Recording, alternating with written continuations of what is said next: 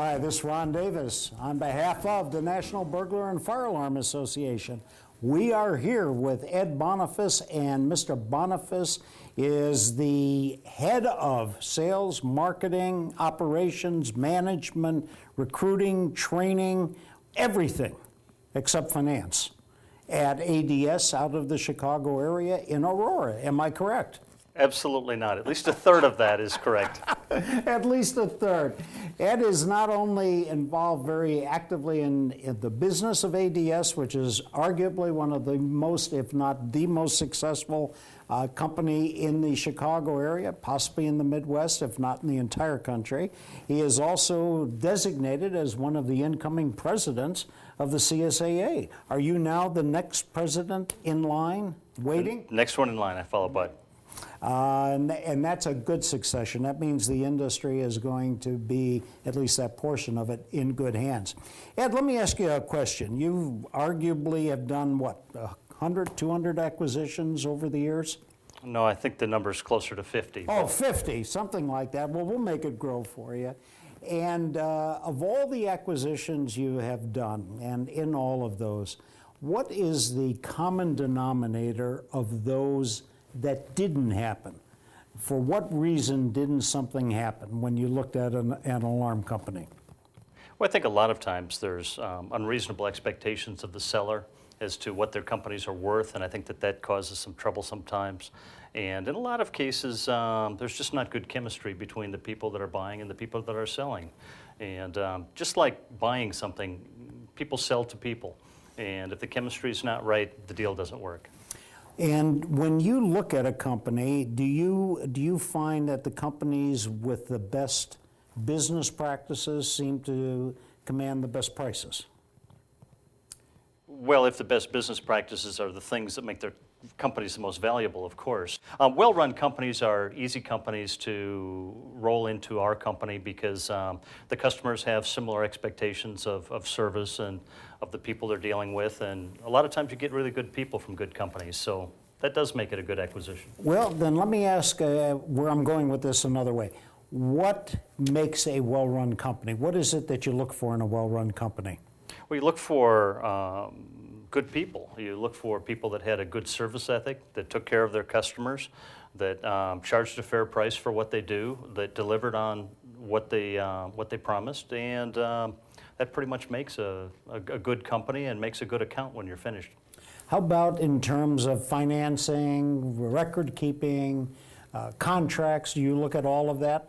Well, contracts are very important. That if they have good contracts, you can buy them and roll those contracts in as is. Mm-hmm. If they don't have good contracts, our company would insist that they get out and get them signed. So there's a lot of work to do on the way to buying the accounts, which does have a financial value, either if we have to go do it or if the company has to go out and get their own. That costs time and costs money of the people. Okay, then if you were to look across the board at companies that are successful and the ones that are not so successful, what is the common denominator of each? Let's start with the successful companies. What's the one thing they all seem to have in common?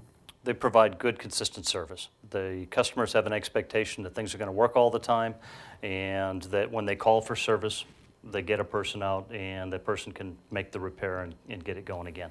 So that always makes a company successful. And that really ties into good customer retention.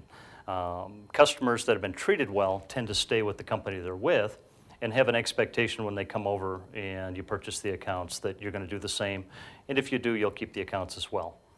The key to buying a company is to keep the accounts. You got it. And the key to keeping a company is to have good accounts. Exactly. Tell me what the common denominator is of companies that aren't successful.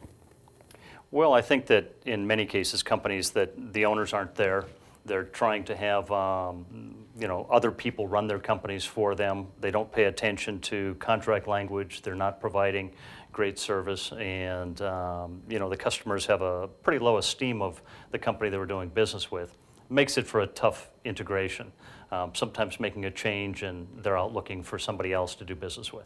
Tell us a little bit about the size of your company. Well, how do you measure size? Number of accounts to start. Around 30,000 accounts. And they're all your own, not wholesale monitored. They're all our own. There's no wholesale monitored accounts. Okay, and you do it in your own central station? We've got our own central station right in Aurora on the property that my grandfather built his grocery store on 60 years ago now. The ADS campus is 4 buildings. The former tavern building, that's a 100-year-old building that we have as our training center. We've got a tin building that runs our stock room and automobile repair, a large precast corporate center, and then across the street where we've got our lock shop and the central station is one of the older buildings that was at one time the grocery store. So for all practical purposes, you're self-contained in your own world there. Yeah, we've got about 40 acres of property contiguous, so I think we can keep growing for a long time. And how many employees do you have? 225 would be a good guess right now. My guess is it's a pretty good guess. If you were to take a look at ADS 5-10 years in the future, what might you see? I think you'd see a very similar company to what you see today, only hopefully larger. You know, we've got a lot of territory. We work in an area of Chicago that has got 8 million people. And with a sales force of 25, you still can't really get out and cover that territory the way we need to and want to. I would hope in the next 5 years that our sales force is bigger, that we're doing more business certainly, that we've got more accounts, and that if we do acquisitions that take us into new turf, that territory is contiguous to us so that we're not jumping over large pieces of real estate and trying to project ourselves too far out. Even though you fly your own twin-engine plane and you would enjoy going to different places? I enjoy going just about any place I can go, but no, I still recognize the reach of the business. If we want to keep the same look and feel and flavor to the customers, it's kind of nice to have the central location where most of our services come out of. And speaking as a fellow Chicagoan, I can only tell you that your reputation is exactly as you say it is. It's the best. Now, if you were to pass on to somebody just coming into the industry, the best advice that you could give them, what would be the single most important thing you would tell them? I think start building your recurring revenue base and start charging a fair price for what you do early on so that when you get large enough that you start needing service people and additional technicians and stuff, you've got the revenue stream that's going to pay for it. One of the most frustrating things we find with some building owners when it comes time to sell the company is that it gets too big to manage by yourself, and they haven't got the revenue stream to allow them to hire the employees to make it manageable. So you know, you need to get in line and charge a fair price for what you do and build your company one step at a time. Good advice. And if you were to give that same person advice on what's the single biggest thing to avoid when building a business? I guess trying to grow too fast, to not having the cash to support what you've started. I've seen people take jobs that are too big for them, start jumping into fire alarms before they're really ready for it. You know, it takes a support mechanism to make some of the more complex systems work right for you. And you really can't do that if you're a 1- or 2-man operation. You need to do that when you've grown to the point where you can hire good people that can cover some of those bases. Because you're so prominent in the industry and because you have just gotten married, right? New Year's Eve. Congratulations. Thank you. Terrific. Thanks again. Thanks, Ron. Okay.